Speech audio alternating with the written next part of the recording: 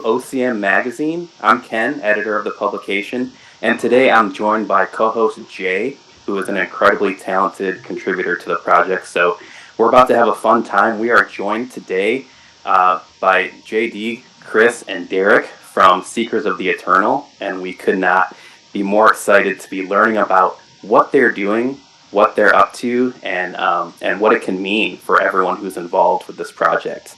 So we want to just kick things off. We're actually going to start with a joke because we like to keep things light around here at OCM Magazine. So we're going to go ahead and ask a question. What do you call monkeys who share an Amazon account? Primates. Solid dad joke. What's really scary is I can share that with my 8-year-old daughter and she'll get it. That's how you know how influenced her life already. Yeah. Well, thank you so much, Ken and Jay, for having us. Yeah, so nice to be here with you. We're big fans, so it's really great. Good. Glad to have you guys here. I kind of wanted to start things off talking a little bit about your guys' backgrounds. You know, before you got started with Seekers of the Eternal, like, what is your life like kind of outside of that? And kind of, you know, what led you up to getting started in Web3 and finding out about NFTs? Yeah, sure. Dee, do you want to start? Sure. I think the main story is Chris, our artist, and Jason here. I'm kind of more the background computer guy. I'm just doing the finance and helping to organize stuff when I can. But so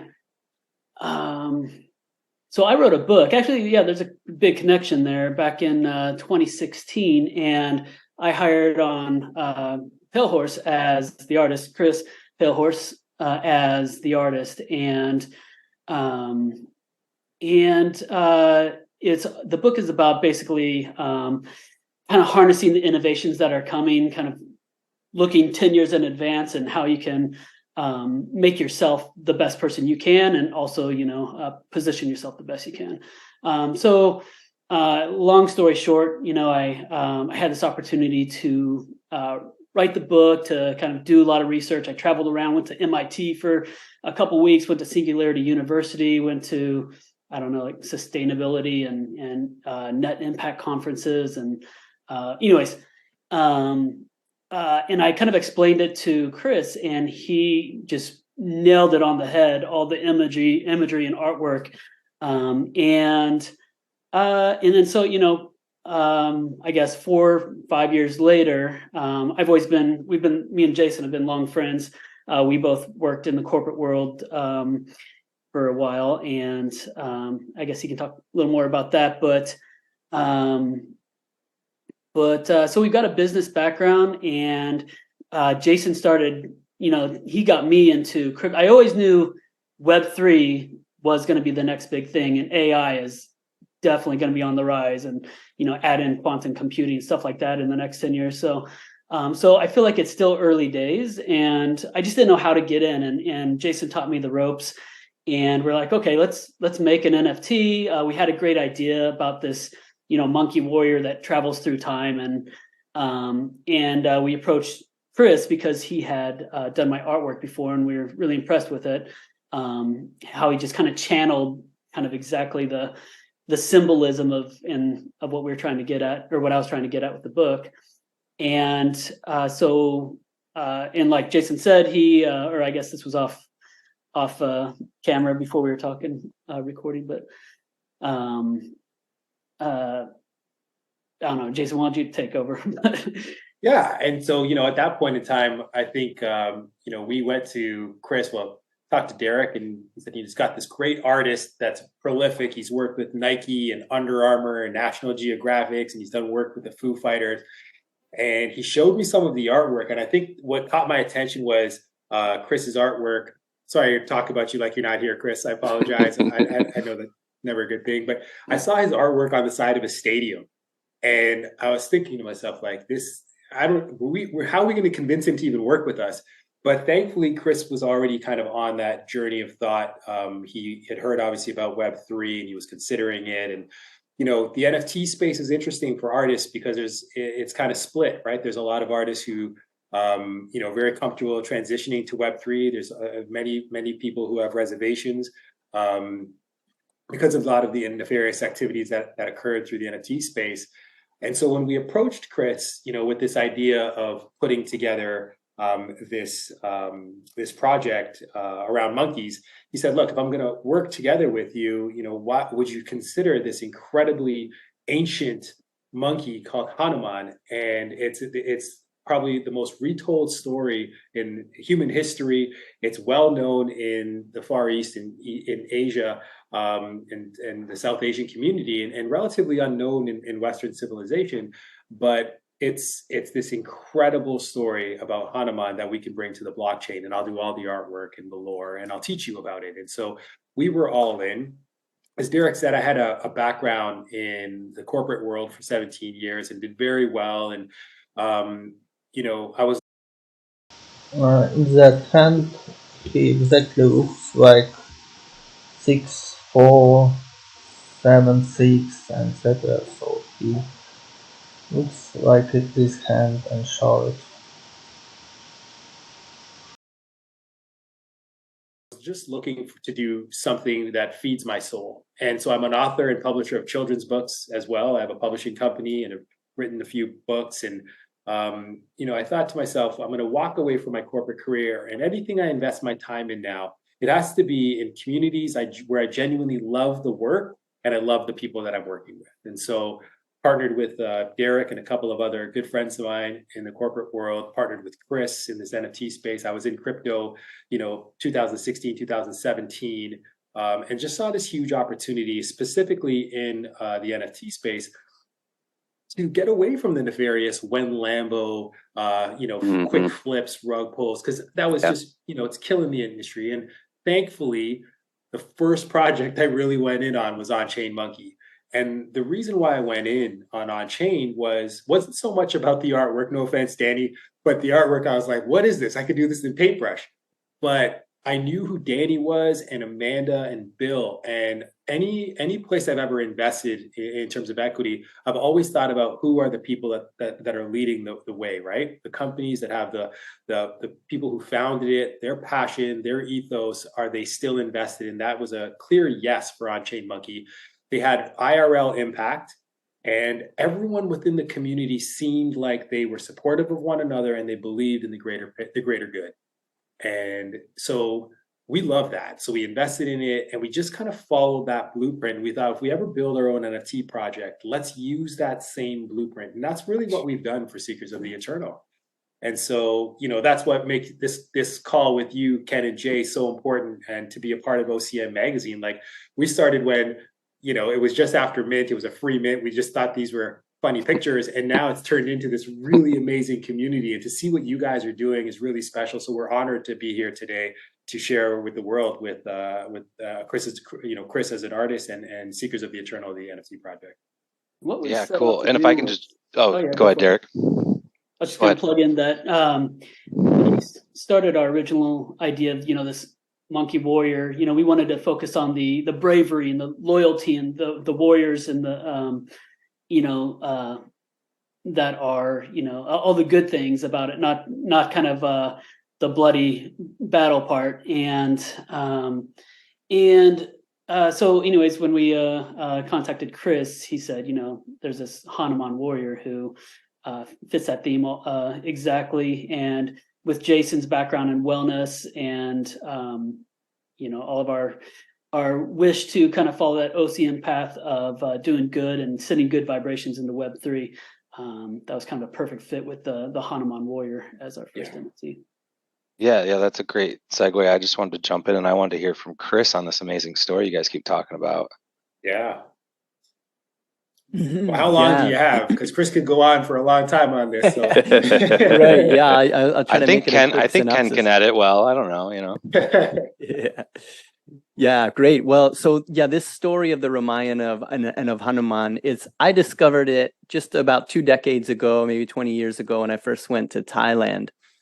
And when I visited Thailand back then, I I was a completely different person back then. I was not interested in spiritual things. I really kind of had a chip on my shoulder about all things religious and that, but had a fascination with Thailand and had a friend that was taking trips over there. So my wife and I and a couple of friends traveled to Thailand.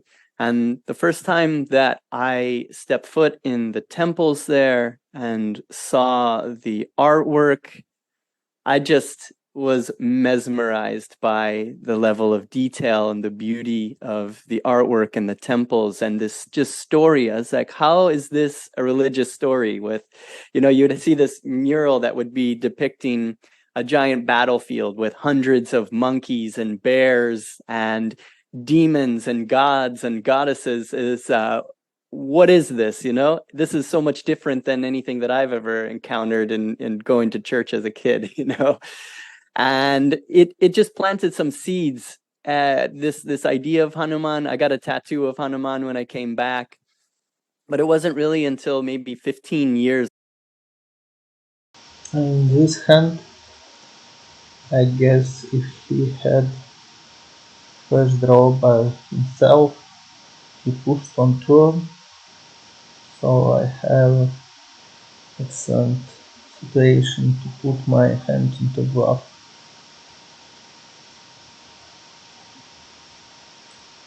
Later, after some psychedelic experiences and meditation practices and a surgery and things like that kind of shift your life, I started to become interested in exploring my own consciousness.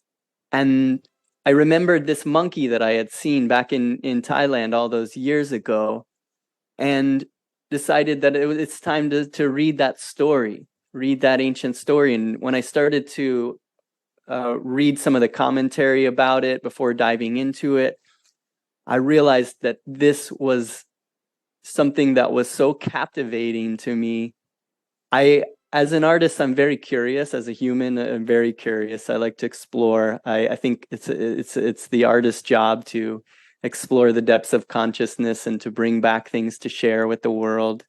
And I felt like reading this story was very similar to the feelings that I would get with psychedelic experiences that were very similar to meditative experiences, that you could read this story and it would open a world.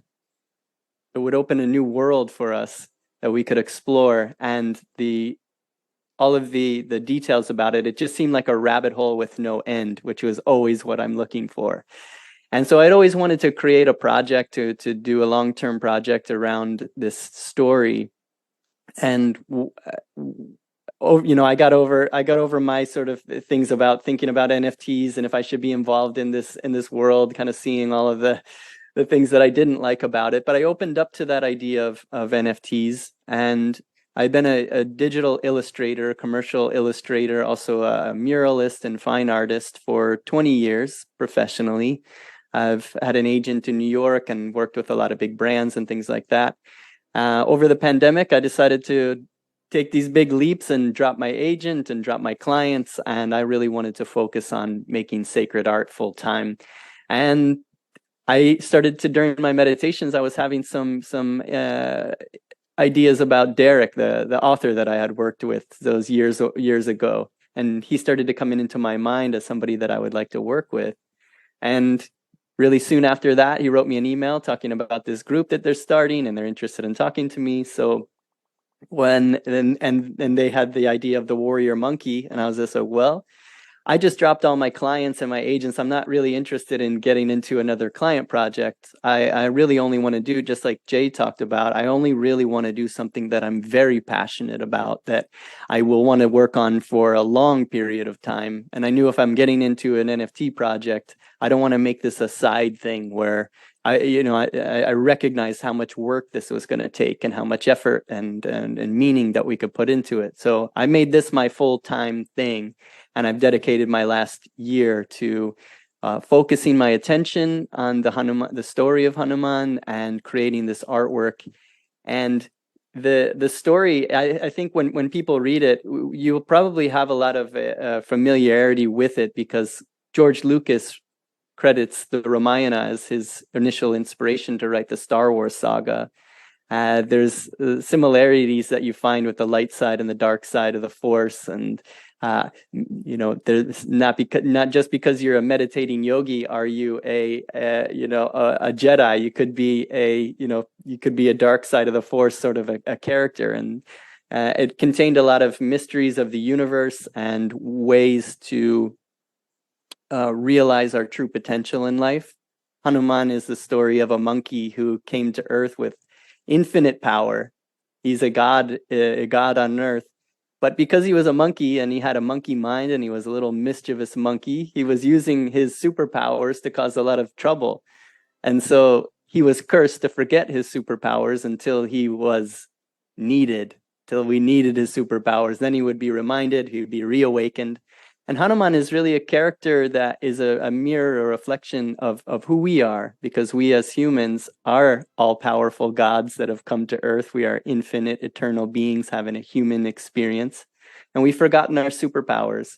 So in turn, this idea of Hanuman, he comes to awaken us to our true potential. So reading the story of Hanuman, learning about his qualities, it actually starts to awaken that in us. We realize that all the superpowers that Hanuman has, we also have all of the great qualities of loyalty, being a great friend, being a great leader, having wisdom and strength and courage. All of that we also have within us, and we just need to activate it. So this artwork is about activating that within us, and then we're using that as our way to intrigue people into wanting to dive deeply into these kind of things and then start putting it into practice in their daily life. So that's a little synopsis.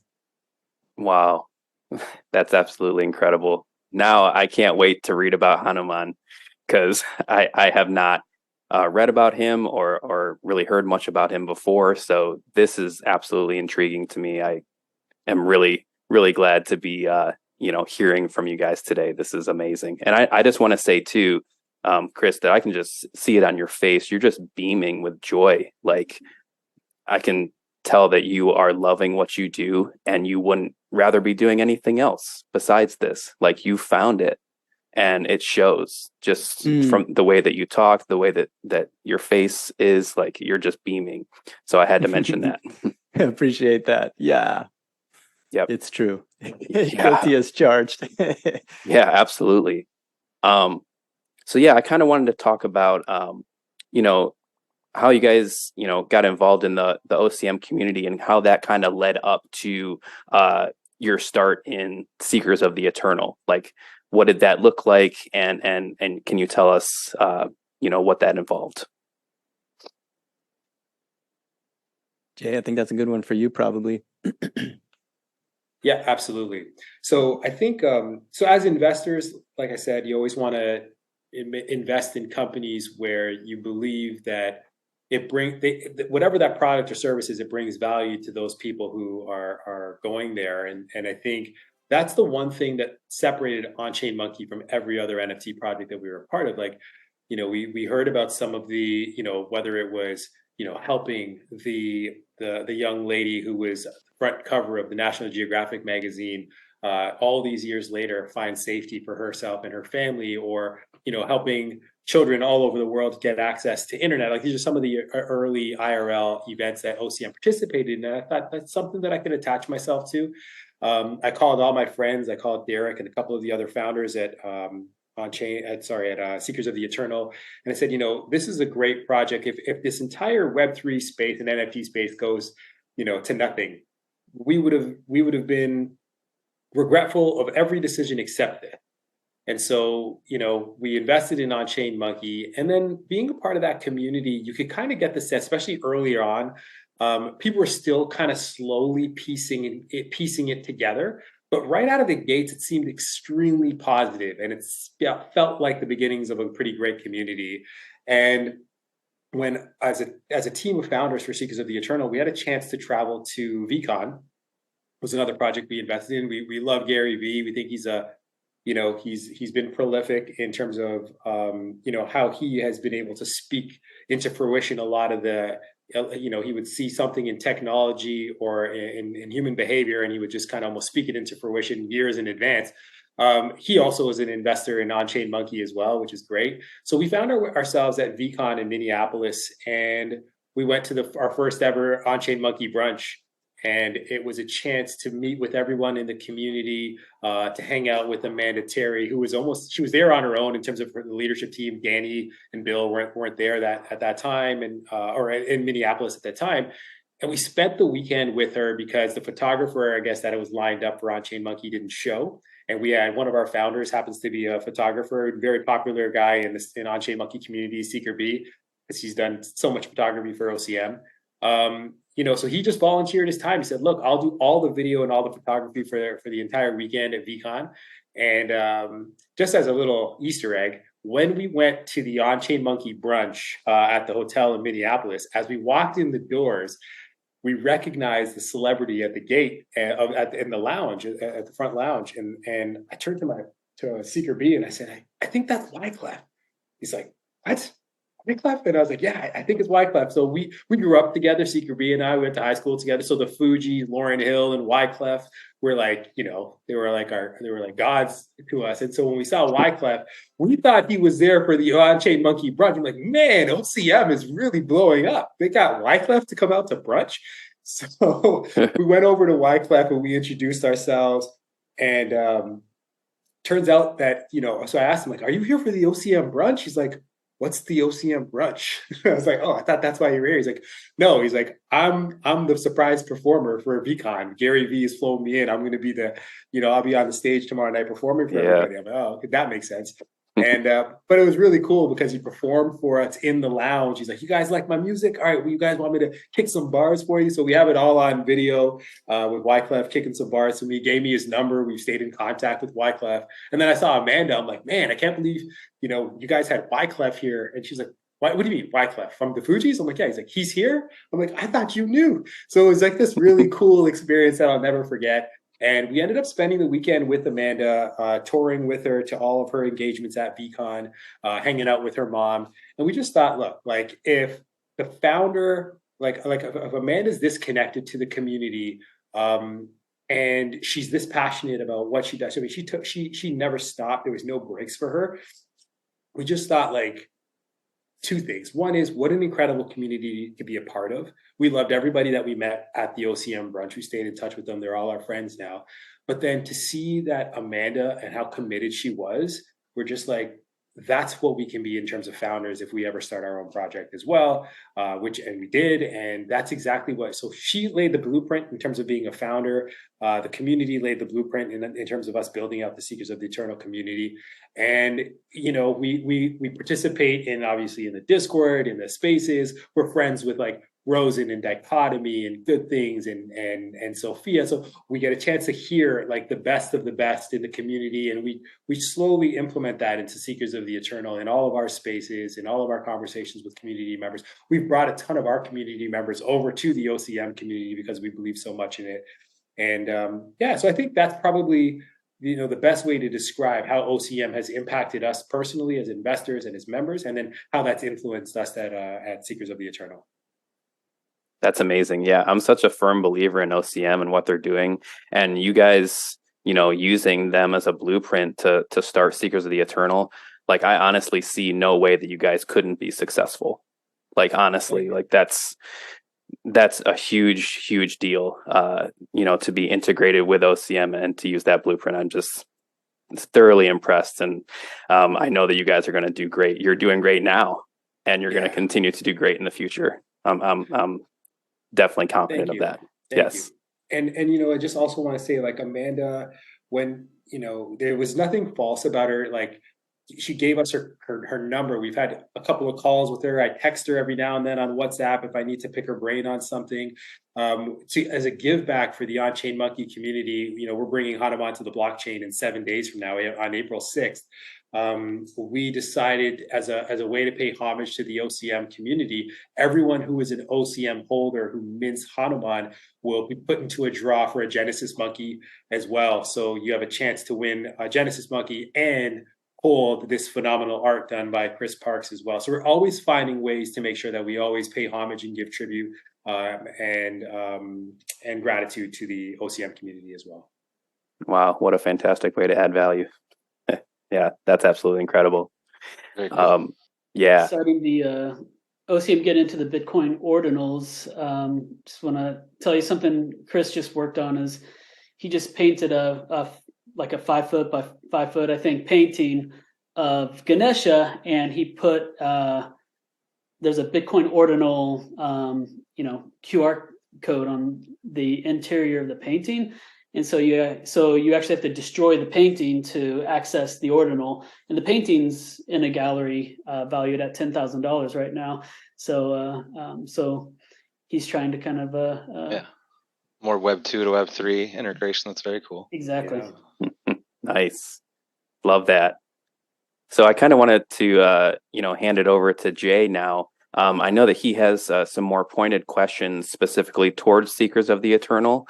So I kind of wanted to hand it over to him and have him ask you guys some of those questions. Sounds Yeah, good. thanks, guys. I really appreciate your time, and I definitely am digging your vibe. And you can tell you guys are really into it. But I'm gonna unfortunately be a little bit of the bad guy, and kind of take the perspective of if I was to be sold on this. I hear what you guys are saying. You guys are hitting a lot of the check marks, and you're saying founders that are going to be there. Great, artists, dedicated. Definitely can see that on Chris's face. But it's a tough market out there. We are in general, what do you want to talk about? The economy, crypto, NFTs, whatever specific niche in it.